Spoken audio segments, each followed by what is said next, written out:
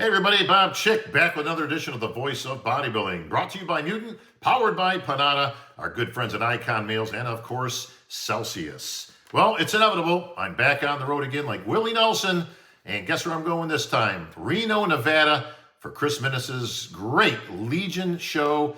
What a great competition, great expo, an A1 job, always by Chris and his crew over there at Center Podium Production. So congratulations in advance. I will be there rocking the mic once again, and we'll see who qualifies for the 2025 Olympia, as it's already closed up for this year, folks. We're only 2 weeks away from Joe Weider's 60th Olympia. History will be made once again on the Olympia stage. And for all that information, of course, if you can't get yourself out to Vegas, get the pay-per-view, folks. You don't want to miss this one. History in the making once again. All right, so where does that leave us? Well, I got to come up with a Voice of Bodybuilding show, but I'm not going to be here. But guess what I came up with? I was just going through some old boxes, and I ran across a bunch of tapes, some DVDs. I'm talking those little tiny ones. We had to actually get some special connections and some wiring because we didn't even have an ability to play this stuff. And we popped it in there, and lo and behold, there's some great footage that I took about, close to 20 years ago, some of your IFBB superstars. And I think you're really going to find this interesting and very cool. Talk about a timestamp piece. What a time and what a place. And 20 years has gone so quickly. You're going to see athletes that were just starting their careers, athletes in the middle, athletes at the end, and everything in between. And we started it all at Gold's Gym Venice 20 years ago. Hey everyone, Bob Ciccarello back with bodybuilding.com. We're back at the Mecca Gold's Gym in Venice, California. We've done a lot of things here. We've done transformation series. We've done getting cut with glass with Adam. Now we need to build somebody up. We need to get somebody in some mass. I'm looking for a geek. I'm talking ridiculous. I mean, hockey stick with hair. If he stuck his tongue out, he looked like a zipper. There's got to be somebody like that in there. I guarantee it will take me 5 minutes and 5 minutes only, and I will find them. Come on in. I think I spotted him.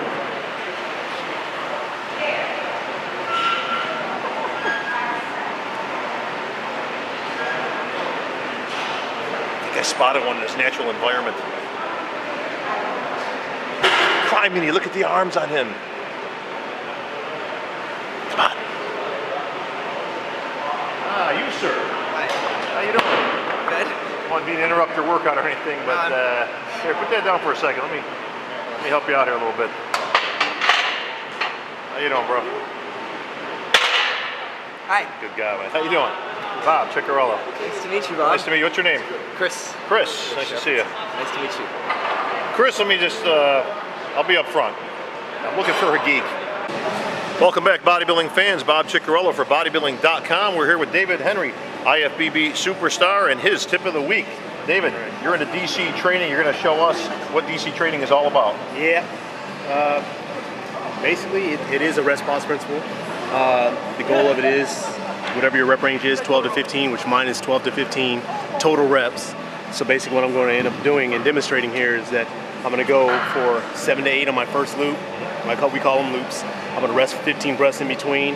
I'm going to attempt it again. I should get 4 to 5. I'm going to take another break in between there, 4 to 5 or 12 to 15 breaths, and then I'm going to try it again. Now my ending total should be between 12 and 15 total reps. If it's more than that, then you need to increase the weight the next time you come in. All right, let's see it. Simple. Right. So. All right.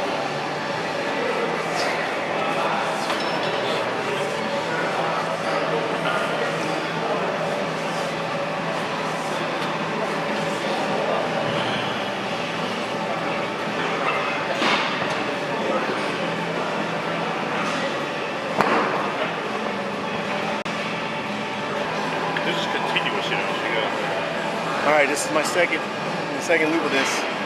So you got 8, say you got 8 on your first one here. Now, I'm trying to get 4 to 5.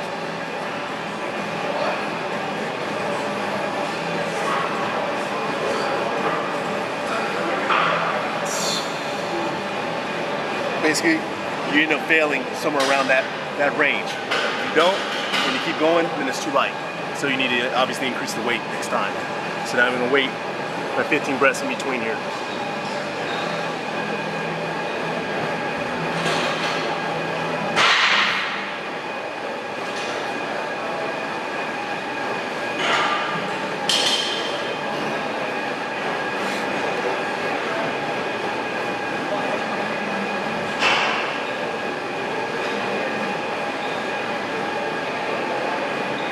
Right, there's the last loop. Basically, you should fail at 1 to 2 reps. But for demonstration purposes, this is not what I use for weight, but I will fail, so to speak.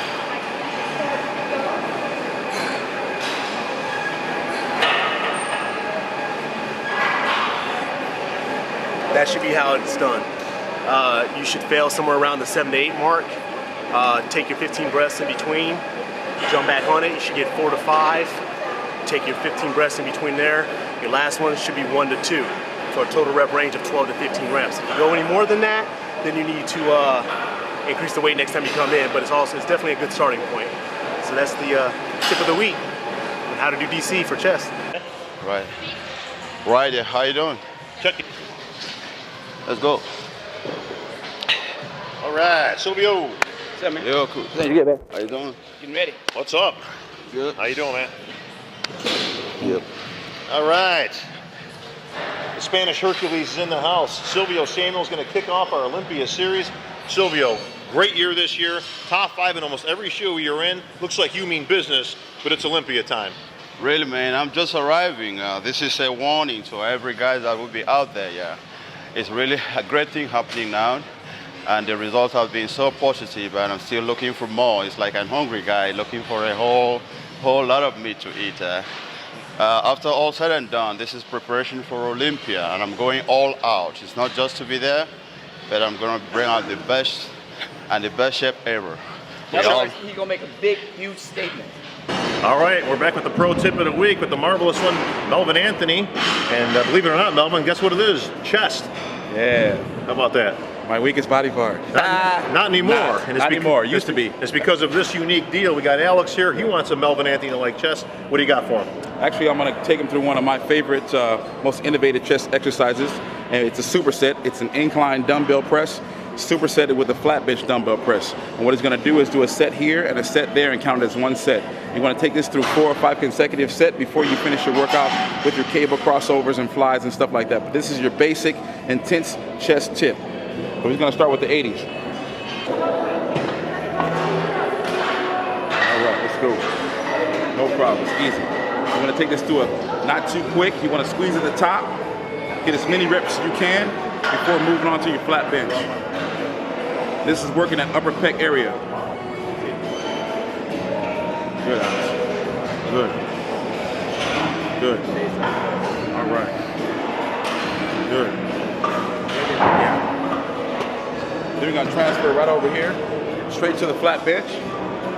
You're going to finish it off. And since I had a depleted chest, I had to build my upper chest very quickly. So this is going to really finish off this chest. Same deal. Let's go. We're counting this as one set. Good. 3. Yeah. Come on, finish it off. 4. Yep. Good. Yes, sir. Good set. See? Now what this does, it's going to force the blood into the muscle so crazy where you're not even going to be able to move. And this is what I used to do. How's it feel, Alex? It's good. A little tougher, huh? Right? It's It's a little tougher than it tougher. looks. Yes.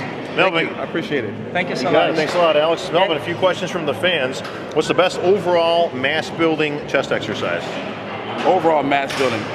For me, it's always going to be barbell work because you're able to sustain more weight, you're able to overload the weight and get a better spot. It's harder to get an overload on your chest from doing dumbbells because it's too much balance going on. It's too much of even your spotter can take too much weight off, but I think that's the barbell. Melvin, what defines a totally developed chest? You said yours you thought was weak. What did you have to bring up?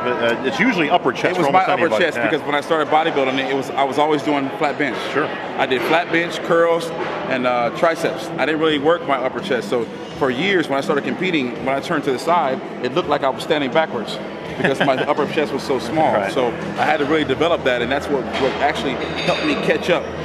My chest with my lower pectoralis. I had to really infiltrate and really add the incline into it. So I needed to work that in order to get where I needed to get. So Melvin, we hear a lot of talk about inner chest, outer chest. Is there anything in particular you like to build the outer pec or that all-important inner pec? for me, it's an overall balance. because I've always dreamed of having a tall man's chest. You have a tall man's chest. Paul Dillette had a tall man's chest. It's where the clavicles are so far apart that the chest extends all the way to the armpit. Mine doesn't. Mine falls short because it's very round like a balloon. Right. So, I have something that people want, but it's always you want something else when you don't have it. So I think for overall balance, you need to really bring up both parts of the chest. And this is what does it. No, you've been pretty candid with, especially when you were a younger guy coming in doing some just outrageous workouts. Do you have any chest workout stories for us? Just something completely off the hook. Oh, well, John Brown actually took me through a giant set where it was incline, superset it with flat bench, then you go right to decline and then do a cable crossover in one set. And it was an average of 12 to 15 reps. So whatever weight you pick, you better hope you can get all the way through all 3 of those exercises with that same weight. So if it's 315, it's 315 on the incline, 315 on the flat bench, 315 on the decline, and then finish off with flies. And he would not let you quit. And if you missed, you started over. So if I got to rep 10 and didn't get 12, start from number 1. It sucked. I almost cried. Yeah, but it really accelerated my workout to where I caught a lot of people who had been, training for years before me. And now you're crying all the way to the bank. So all the way to the bank. Melvin Anthony, thanks for the tip of the week.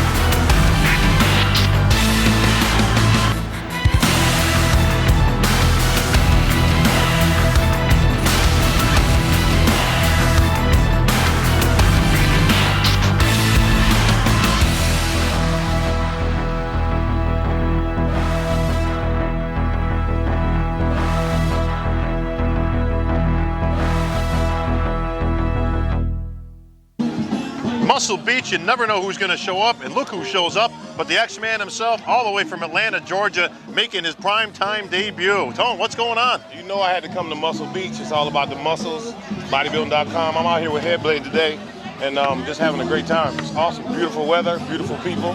Y'all need to check it out. Absolutely. Well, Tone, you can see things are rocking and rolling here. Stuff's going on. Figure championships going on in the background. The guys just got off a stage, but more importantly, you're like a human eclipse. What's going on? You got to be kicking at about 300. Close to it. I'm just, in my prep, 17 weeks out from the O, getting ready to bring the noise for real. Well, Tony, speaking of bringing the noise, obviously you've been very noisy this year in terms of getting your name out there and really literally throwing the gauntlet down, saying, hey, stand me next to these guys. I'm here to compete. 2 pro show victories in the can already this year. You have to be considered a top contender at this point. Yes, I definitely feel like I'm a top contender. I tried to tell everybody I'm coming, but I guess they see now. They see you coming now if they didn't, because there was a whole bunch of guys sitting behind you at those 2 pro victories this year. I know you wanted to go 4 for 4 this year, as we talked about earlier in the year on Pro Bodybuilding Weekly. That plan fell a little bit short. Not bad though, Tone. Right. 2 out of 4. Actually, we shouldn't count Australia. Didn't make it down there. Exactly. But a great finish at the Arnold. Tell me about the Arnold Classic. The Arnold was an incredible experience, just to get that first call out and be in the mix. That's a dream come true. So I'm hoping to win that next year, and I want to be in that top 3 at the Olympia. Tone, the Olympia, a lot of speculation going on this year, obviously. Jay Cutler, new reigning champ, he's out there. He was on Pro Bodybuilding Weekly this last week. Talking pretty tough for Jay. Actually, a little animation, a little voice inflection. For Jay, that's big time now. But he's telling Ronnie and everybody else, look, I'm here to stay. I ain't going anywhere. I don't care who shows up. There's some good competitors, but it's my show now, not Ronnie Coleman's. What do you think of that? I'm a huge Jay Cutler fan. I met Jay when he was 19, and I believe him.